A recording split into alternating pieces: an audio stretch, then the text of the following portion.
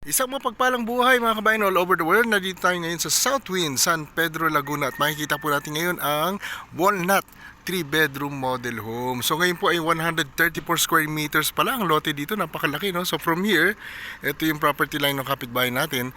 At saka yung firewall doon makikita natin, no? So yan po, 134 square meters po ang typical minimum lot size. So puntahan po natin ngayon yung loob. So ito po yung pinaka-garage. Luwag, no? Kahit van yan na malaki, kayang-kaya, no? So yan po yan sa labas. Tapos dito naman po yung kanyang garden area pa. Pwede po mag-garden. Luwag pa eh, oh.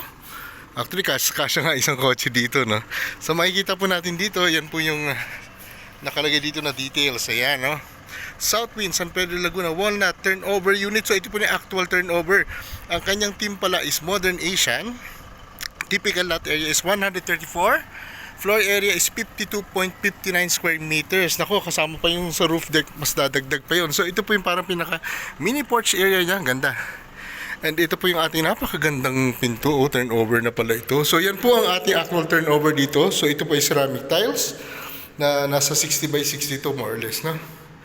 So ito po yung pinaka pwedeng sala. So ito po yung ating mga ano po, ready na po ang cable, ready na. Siyempre mga outlets.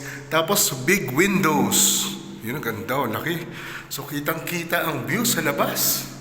Analog finish na po yan, sliding door. Or sliding window pala, sorry. Yan po ay madaling kumbaga isusage mo kung gusto mo ng sariwang hangin. So ito po naman, punta tayo dito, ang kitchen area natin dito. Ayan, ganda ng finish, oh. May countertop siya na ganyan na po ang deliverables. Tapos stainless sink natin with faucets, of course.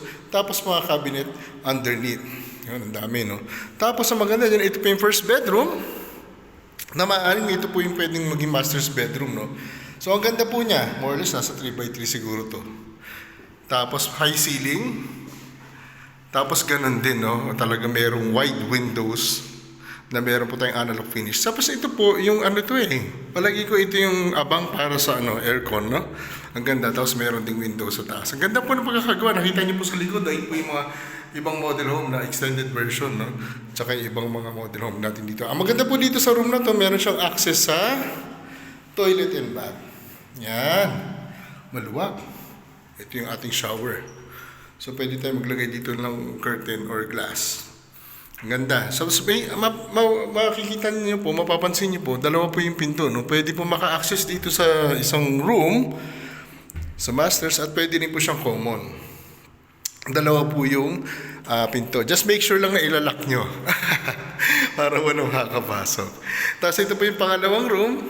So, ito naman ang view sa harap ng bahay. Ang ganda rin, no? Ang laki ng bintana. Oo, ang laki ng bintana. Ang ganda. It only shows na safe talaga yung lugar, no? Kasi yung iba nga, karamihan talagang nakita ko din sa paligid. Katulad nun, no? May mga lumipat na. Hindi na sila naglalagay ng grills. Ibig sabihin po ay safe ang lugar. So ito po yung sa garage kanina, no? So ito po yung pangalawang bedroom. Again, pwede rin naman dito maglagay ng abang ng aircon. Actually, ano to? Yan, no? Yan. So ano siya? Ito, solid. Ito, yung parang hindi matanggal para sa aircon na yun yung outlet. Galing. So ready na. Kahit wala pang budget sa aircon, okay lang, close siya. Pag may budget na, i-open lang madali. Ito po yung third bedroom natin. Again, wide windows na naman. Ganda. Ang ganda ng sky. At lalo na dito, ang laki. So yan siya. Ito yung access ng ng aircon, no? Solid double wall. Para doon sa aircon na yung outlet. Tapos ang maganda po dito sa Walnut 3 bedrooms natin. No? So aside from the 3 bedrooms, very spacious na, no? A living area and kitchen. Dining, pwede dito. Meron, ito na, tiyanan! Meron po dito, ganyan na po, kasama na po yan, no? Yung deliverables, meron ng, mating dyan. Ito po yung stairs going to the roof deck. Yan, puntahan nga natin. So steel po ito, no? Bakal. Kasi minimize nga natin wood, no? Even sa loob. So ito po, no, meron pa siyang parang, parang di nababasa. And ito na. Ang ganda. Ang luwag. Kasi po kung ano yung nandun sa baba na 3 bedrooms natin, plus the sala, plus the dining, yun din po yung size nung nandito. So mapapansin niyo po, ito yung sa toilet area kanina eh. So again, to give you an idea, para magiging katulad nun, ayan, ang dami, oh. Yan, actually ibang model yan pero pwede nyo gayahin kasi from walnut naging ganyan, halos parehas lang, no? So pwede nyo rin gayahin yan. Kung ano yung size sa baba, pwede rin yung size dito sa taas. So ayun po, no, dito yung toilet, second toilet mo sa another bedroom, or simply pag wala ka pang budget, okay lang din eh, kasi pwede ka dito mag-setup ng video kapag meron kang bisita. Ang laki. Pwedeng tambayan sa hapon. Ang laki, oh. So, nagagamit niyo pa po do. Habang wala pa yung budget for second floor, okay lang din. Very efficient. Pero mapapansin niyo po itong ganda. Napansin niyo po yun, yung mga nag-extension na. Tsaka yung model na ganyan. Yung taas po niya, roof deck pa rin. Kaya po may access doon, oh. Ang ganda. So, ibig sabihin, first floor, second floor, roof deck. Na-maximize talaga yung space. Katulad po niya, no? Ang ganda, katulad nitong walnut, katulad po yun sa kapitbahay, ayun po yung roof deck niya. Pero hindi naman makakatalon doon kasi may space. Yun po ang kagandahan, may privacy pa rin, yung space yan. Malayo yan, kahit si Spider-Man, hindi kaya yan.